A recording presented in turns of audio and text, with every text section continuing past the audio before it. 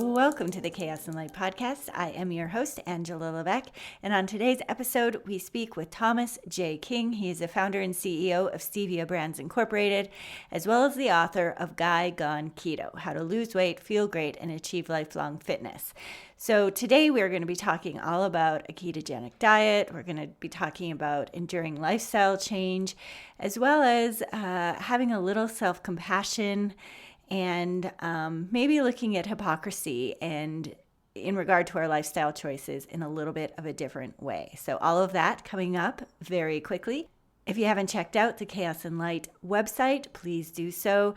It's undergoing a sort of revampment, so there'll be a few more changes, but I think it's where I want it to be. We have a new section on sacred geometry. I'm really getting into that and creating some cool sacred geometry animations, which I will be incorporating with my guided meditations coming up in the next few weeks. So I'll keep you updated with that. So if you haven't checked out chaosandlight.com, I encourage you to do so. Well, we'll be back after this ridiculously short break. Are you enjoying this podcast and want to help this lady out? Well, share it with friends, or even better, leave a review on iTunes. We'd love to hear from you. Now back to the show. I'm here today with Thomas King. He is the founder and CEO of Stevia Brands Incorporated, one of the largest importers, manufacturers, and distributors of natural sweeteners. A self-described biohacker, he has made it his life work to study food science and used his knowledge to help people eat healthier, avoid harmful sugars, and maintain diet and exercise habits that defeat metabolic disease. He is the author of Guy Gone Keto: How to Lose Weight, Feel Great, and Achieve Lifelong Fitness, and the creator of Guy Gone Keto line of condiments specifically designed for those on ketogenic diets. Well, with that, I want to welcome Thom King to the Chaos and Light podcast. Hello, Thom. How are you, Angela? Thank you so much. That was a nice introduction. I can get used to that. Well, you are welcome. Well, I like to start with giving my listeners an idea of how you came to be here, writing books on ketogenic diets, starting a company that works with natural sweeteners. Tell us a little bit about the path that led you here. Well, the natural sweetener side of things was just, it was just the sort of a chance meeting with a gentleman named Jim May in Phoenix, Arizona.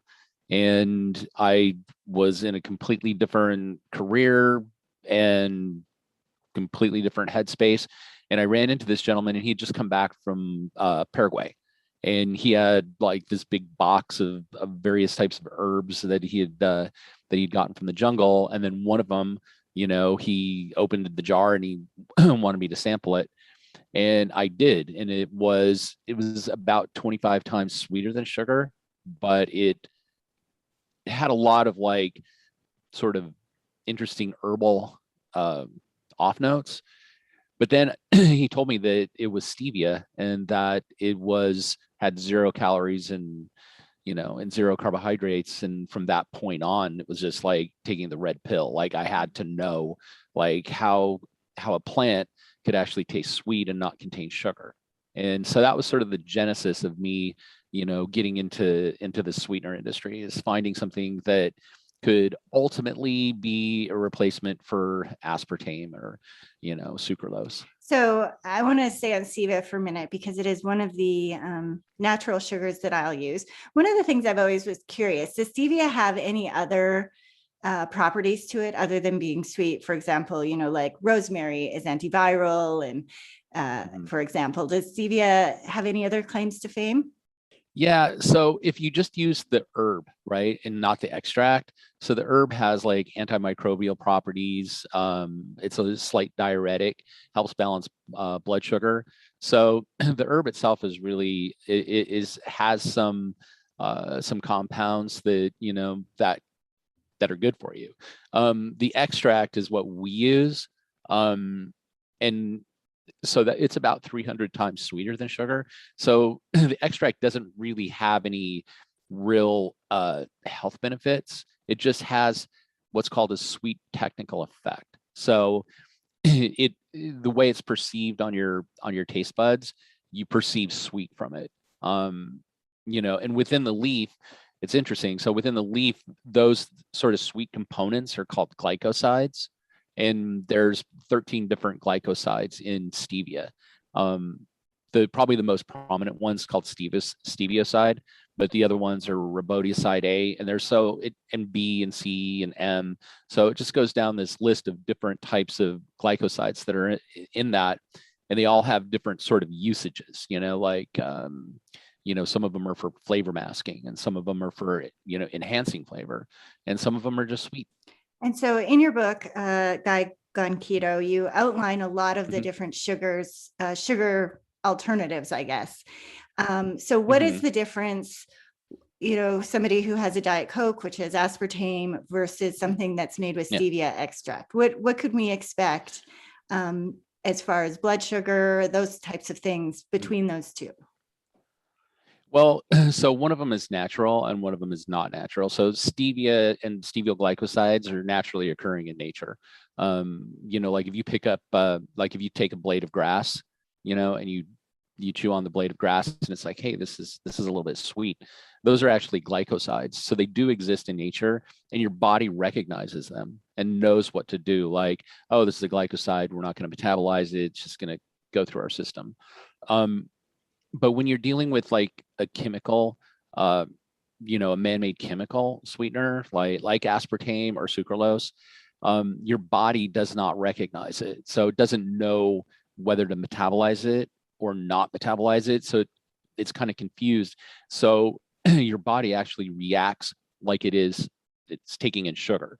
So you'll get like a slight insulin response, and you'll still get some of the same effects that you would of having sugar. The only benefit that you get is calorie abatement. So you're not taking in all of those calories, but you're still getting a little bit of an influence over your blood sugar levels and insulin response. And what about stevia itself? Because there's a lot of stevia products out there. Is there anything that people need to be mindful of when they're buying that? Well, so stevia is like super concentrated, 200 to 300 times sweeter than sugar. So if you had a packet of it, to put things in perspective, 1/8 of a teaspoon would equal 1 cup of sugar. So it's significant. Wow. So when you go to like when you go to a coffee shop or something and they've got stevia in packets, it's generally mixed with something. If it's mixed with erythritol, that's an alcohol sugar, and your body, you won't metabolize it as a sugar, and it won't affect your blood sugar levels. But what's interesting is a lot of the stevia extracts that you run into that are in packets have maltodextrin in them, and maltodextrin actually is higher on the glycemic index than actual sugar. So those are things to look out for. If it's blended with maltodextrin or polydextrose or something like that. So I would just read the label, and I would try to stay as pure as you can. But if you have a blend that has erythritol in it or allulose or some other bulking sweetener, it sometimes makes it easier to use because you can use it one for one with sugar. Otherwise, you'd have to take, if you were replacing a cup of sugar with pure stevia, probably the best method is to mix that 1/8 of a teaspoon in with a cup of applesauce, and then use that as your sweetener. So yeah, but I would watch out for maltodextrin. Yeah. Well, you sort of started this as a way to defeat metabolic disease, and you kind of coined a term called diabesity. Could you explain what that is? Yeah, diabetes is like, I think, the other pandemic. Like what it is, a person starts to become obese, and once you hit the level of being obese, you actually start developing metabolic syndrome and insulin resistance. So that's the combination of just being obese and plus having diabetes, which go hand in hand. So in your book, you start off talking about a low moment in your life. I think waking up in a hotel in Las Vegas and looking at yourself in the mirror and you're middle-aged and overweight and you have low energy and not feeling well. And this led you on the path of the ketogenic diet. So let's move into that. This is something that I have flirted with myself over the years to some varying degrees of success and failure. So let's start there. First of all, really basic. What is, when you say Guy Gone Keto, what is a ketogenic diet? Well, the ketogenic diet is pretty simple. It's 70% fat, 20% protein, and 10% carbs. And those carbs are low glycemic carbs, meaning that you're not going to be eating bread or, things that are starchy like potatoes and stuff. That 10% of carbohydrates should be coming from like cruciferous vegetables, like broccoli, cauliflower, any of the lettuces and stuff like that. So eating a lot of fibrous vegetables fulfills that 10%. And a lot of people, will be shocked by, eating a diet of 70% fat. And I've also been accused of eating only meat and cheese, which isn't true. Like, I actually eat very little meat and very little cheese as well. I mean, you can find fat from avocados, from nuts, and also just adding olive oil to your diet, and that's that's the the ketogenic diet in a nutshell right there. So when you're saying 70% fat, that's going to freak a lot of people out, right? Mm-hmm. The messaging, I remember the messaging growing up. You want to eat a low fat diet, and then everything started to be padded with a lot of sugar, extra added sugar. Mm-hmm. It was funny. I saw, right. I don't remember if you remember these. I mean, this was before my time, but like when there was doctors and they were promoting smoking in magazines, and you can still find the advertisements. Well, definitely. I saw one the other day for sugar. And again, it was like this housewife and something along the line like, oh, when your energy dips and you need a little bit of a pick-me-up, eat some sugar. It's a great way to energize and quick acting. And it's so funny how the messaging changes. And I also think that there's a lot of, even with like nutritional information in universities and stuff, I think a lot of it is clouded by maybe industry ties and there's probably, following the money there's a little bit more of corruption. And so I think it's hard to hear something like eat 70% fat when there was such a campaign for decades about eating like the low fat message. So what do you say to that?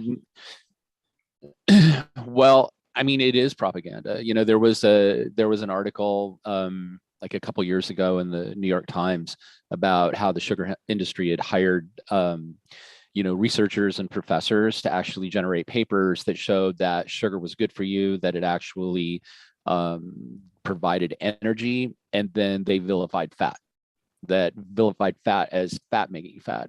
But what's interesting is it's just the opposite, because when you look at metabolic disease, like fat does not promote metabolic disease. It just doesn't, because it's not how it's metabolized in your body. So when you look at, if you're eating fat, like what happens to fat? Like fat's metabolized in your liver and converted into ketones. When you eat sugar, on the other hand, sugar is basically a molecule that that combines fructose and glucose. And so glucose will give you that insulin spike, right? Your body's like, oh, hey, we have to compensate for the sugar that was taken in. But the thing that really throws people off is it's the fructose. So it's the fructose in sugar that actually screws you up, or the fructose in like fruit juice, like drinking, a glass of orange juice. You would think that the way it was promoted, that's going to cure the common cold, and that's how you start your morning, with a glass of orange juice. But it's actually the fructose that is metabolized in your liver and turned into lipids or fat. So what I found was interesting when I first started jumping into the keto thing was how really bad fructose is for you. And to illustrate, like when you look at bears, because you're in the Idaho area, you're gonna have a few of those around. They get into people's trash. They get into orchards and stuff like that, and they're eating the stuff that's rotten, right? They're looking for rotten fruit. And the reason for that is the point when the fruit has the most amount of fructose in it. And so when they eat that, it immediately is converted from their liver into fat. It builds around their body so they can, so they can hibernate over the winter without eating. But we don't need to hibernate over the winter. And so the fructose is one thing that you should watch out for. Like, fruit is nature's candy. And so that should be eaten like a piece of candy. And that's probably as far as you go with sweets. But, back to the point of is sugar making you fat, or is fat making you fat? Is that a hard sell? A lot of times, a lot of people are like, are you crazy? Like, I've had people see me put, an eighth a cup of olive oil on a salad, and they're like, oh my God, do you realize that's, how much fat you're taking in? I'm like, I absolutely do. I have it written down. And it's like that, that fat will give me sustainable energy. But more importantly, what it does is satiates you. Like, fat is super satiating. Like, if you eat something that's fatty, you're not going to be hungry for like 3 or 4 hours. If you eat something that's sugary, you're going to want more in another 15 minutes. And even if you look at like high carbs, like, if you go to a Chinese restaurant and you get some rice dish, and there's the, the running joke that, oh yeah, I had Chinese food and 15 minutes later I was hungry again. Well, that's what happens when you're consuming something that is high glycemic in the carbohydrates, or either high in sugar, is that you're going to start building that craving. Where fat, on the other hand, satiates you, and you can use that energy to make it through the afternoon without a crash. So if you're in your micronutrient breakdown, if 70% is coming from fat, how many grams is coming from mono unsaturated fat, poly, and saturated fat? That's a really good question. And, there's a big debate, on saturated fat, whether saturated fat is bad for you, whether saturated fat leads to higher cholesterol levels. I just think using common sense, like, obviously eating a pound of bacon every day, for me, doesn't seem like a good idea. Like, I know people that have adopted, keto carnivore, and 3 meals a day, 2 meals a day, they'll have a ribeye. I'm not a person who follows that exactly. I don't really eat any red meat. Like, occasionally I'll have it, just because it does trigger inflammation. And so I'm very cognizant of that. But, prudence, like salmon is sort of the mainstay of the animal proteins in my diet. And the reason for that is because it's so high in fat, but it's high in omega-3s. Eggs, I eat eggs, but I'll eat the yolk. And so when you combine those two, the whites and the yolk, your body is able to metabolize that cholesterol like a lot easier. So it's just, from my perspective, common sense. Like, don't eat a block of cheese with a pound of bacon, spread it out, eat things that make sense, eat things that, that are farmed and not processed. I know that is that's, some people have the critique of the ketogenic diet that, if everybody was ketogenic, we'd rely way more on factory farming, and it would be worse for the environment and all of this. And in your book, you actually talk about the respect for the land and animals. And that's a really big component of your message. And you even further say that it's an important aspect of creating enduring lifestyle change, is to really have that level of reverence and respect for where your food comes from. So what would you say to the critics that say ketogenic diet is terrible for the environment? Well, I obviously disagree with it, and again, I think that it's balance. And I think it's also mindfulness, when you eat, when you look at, like, when you look at the American diet, and you also look at food waste. In the United States, we waste 25% of everything that we eat. And if you put that in perspective of somebody, instead of buying something from a can or something processed, but if you look at somebody who just buys a chicken, right, a whole chicken, and maybe they pay $11 or $12 for a whole chicken, you could actually get 3 or 4 meals out of that, because you eat the chicken, boil the bones down to broth, then you have soup. So I would say don't waste as much meat. Save the bones, and have respect for, for the animal that literally gave its life for your sustenance. As far as factory farming goes, I'm not sure that keto and factory farming have anything to really do with one another. People that will eat 3 ribeyes a day, I mean, I would say that is the exception rather than the norm. I think just being intelligent about what you're eating, being mindful what you're eating, buy the best you can afford. If you can go to farmers markets, you can get great deals. If you just go right to the farms, if you happen to be in a rural setting, I would do that as well. But I don't think that they mesh up. Like the corporate farming thing doesn't have anything to do with keto. It has more to do with corporations. All right, that's a fair. I would agree with you on that.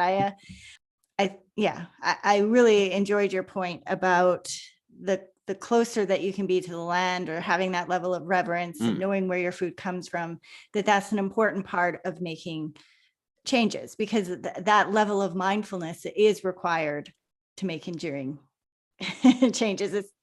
And I mean, and I've taken that point even further. It's like if you go into, from my perspective, and this is a little radical, you sort of have to earn the right to enjoy meat, from my perspective, meaning that if you are not willing to harvest it yourself, then you shouldn't be eating it.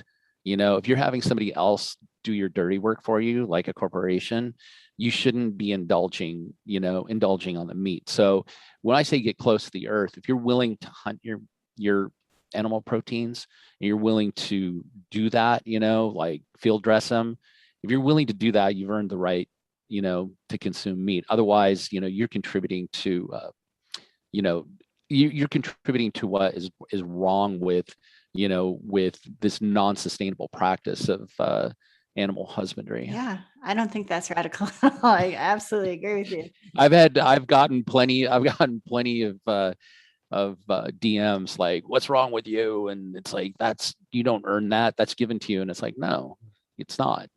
We're here as residents, not owners. I absolutely agree. So when people start to go keto, and as their body starts shifting from using, glucose as the main fuel source, and starts utilizing ketones, what can somebody expect? Well, there's pluses and minuses. Like, a lot of people will experience what's called the keto flu, when your body is actually going through a state of starvation. So I know that sounds like drastic, but that is what happens. Like, your body is starving itself for glucose, and it's starving itself for carbs. And that's when your metabolic switch happens. So the human body can either function on glucose or it can function on ketones. And so when you're making that shift and you're weaning yourself off of sugar and carbs, it's an addiction, and you're going to feel drawn to it, and you're probably going to get a little crabby. You might notice if you're not hydrating, because you're taking in more protein than usual and more fat. If you're not hydrating properly, you can get muscle cramps. The main thing is hydrate, make sure you're getting your electrolytes.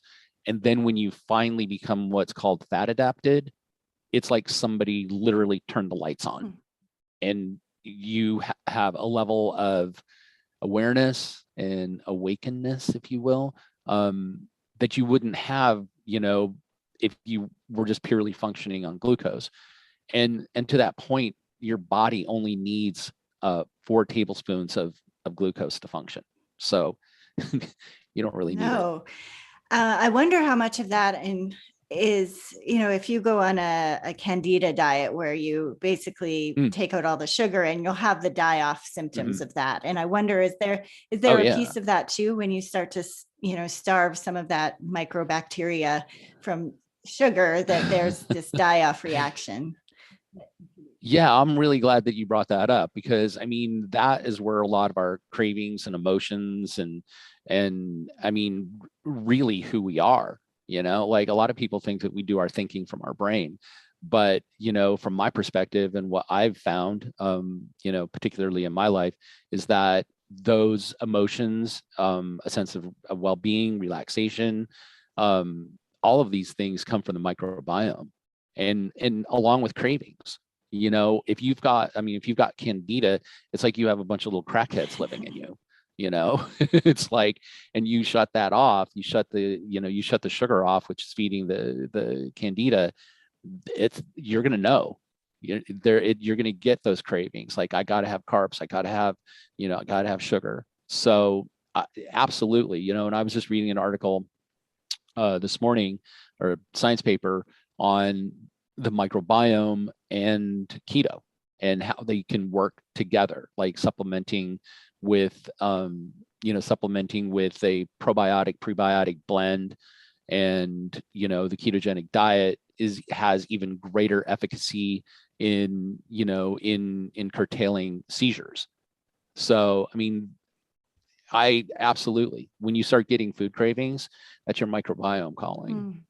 So another thing that I wonder, you're eating a ketogenic diet all week, then you go out with your friends on a Saturday and you eat a big old plate of pasta and bread. Does that kind of screw you? Or what happens when you do that?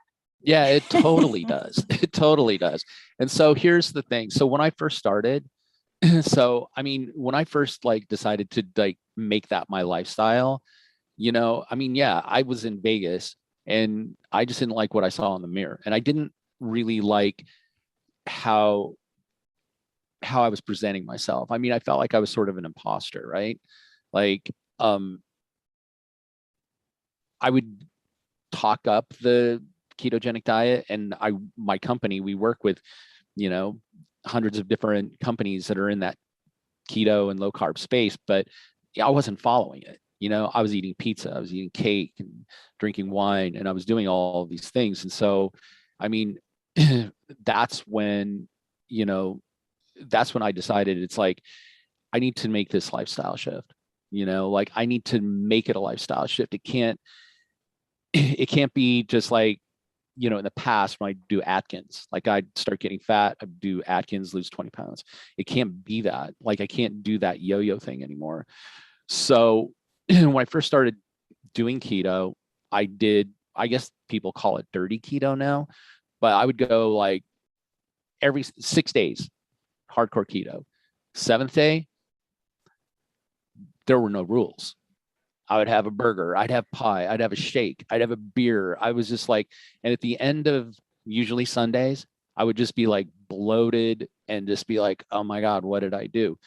And then when I got on the scale again, all that weight that I lost the previous week back on.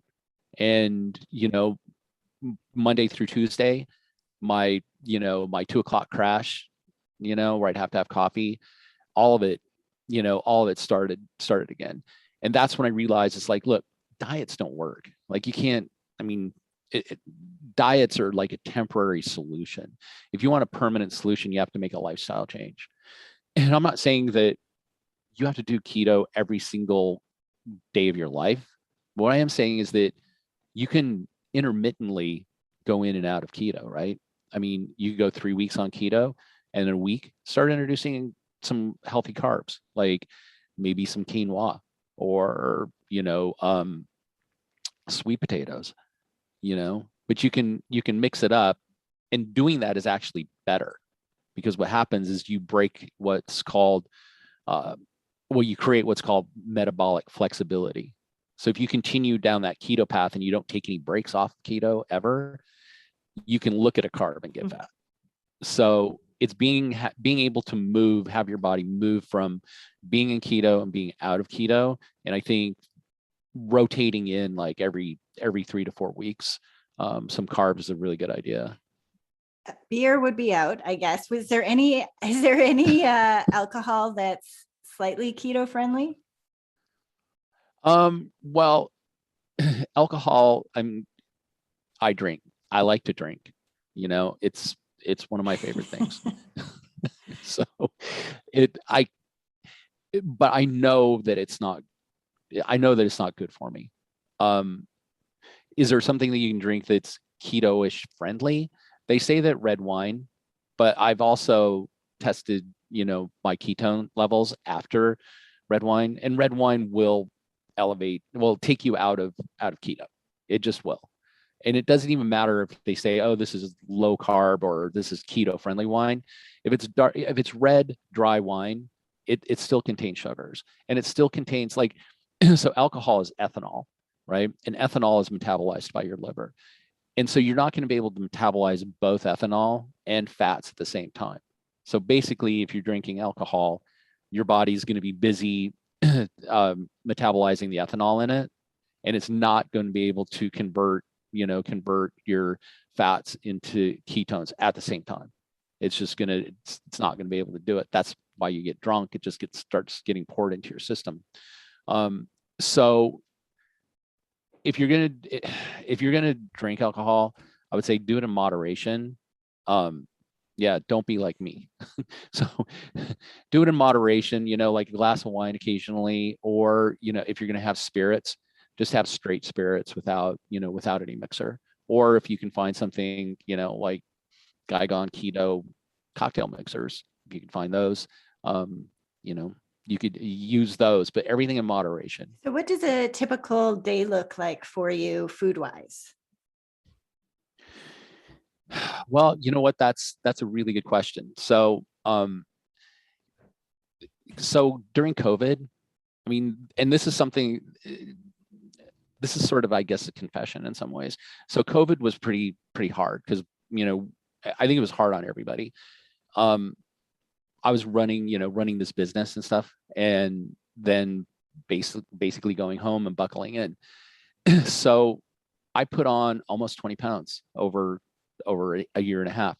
And so now I'm kind of starting over, I'm starting, which at first I was kind of pissed off at myself over. Like, I was like, what? You're the guy gone keto and now you're the guy gone fat. And it's like, what's wrong with you? But I mean, a friend of mine, Drew Manning, he did the fat to fit to fat to thin. And he did it just, last year, and he put on like 65 pounds. So I don't feel like it's an impossible task for me to lose this 20. But knowing that, and knowing that it's like, wow, you're a huge hypocrite. And it's like, well, I'm a human being, and during COVID, I indulged. I indulged in things that were more high carb, and, probably drank a little bit of beer here and there, take the edge off. But good. It's really good because now I can start over. And knowing the things that I knew from the beginning, I will integrate intermittent fasting. So I'm on a 16-8 feeding window, 16 hours without food, and 8 hours is my feeding window. And I cut off at 7 o'clock, no food after 7 o'clock. That's the intermittent fasting part of it.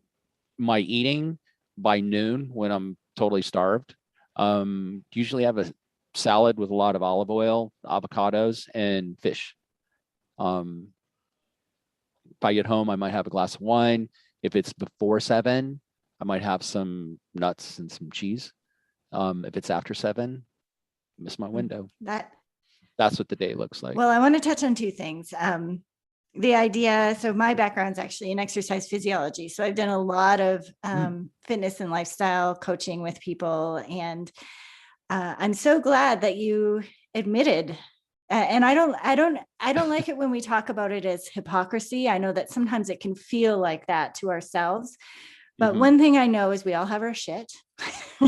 We all have stuff that we're working through. And I think it's just realistic. Like you said, we're humans, and sometimes, yes, we know better and we still make poor choices, but that's just the messy, complicated, reality of being human. And so I'm glad that you said that. And I know you think of it as hypocrisy, but I think that you being able to admit that is so important, because there's so many other people out there who feel terrible about themselves, because they too, I mean, Oh. some people, got into the best shape of their life during COVID, but I would say that that's probably a small minority, and there was a lot of stuff. So I'm actually grateful to you for that confession, because I think it's important that people need to hear that. Well, thanks. I appreciate that. And yeah, I mean, I just think being able to show ourselves and others grace and forgiveness and love. I mean, there's not enough love.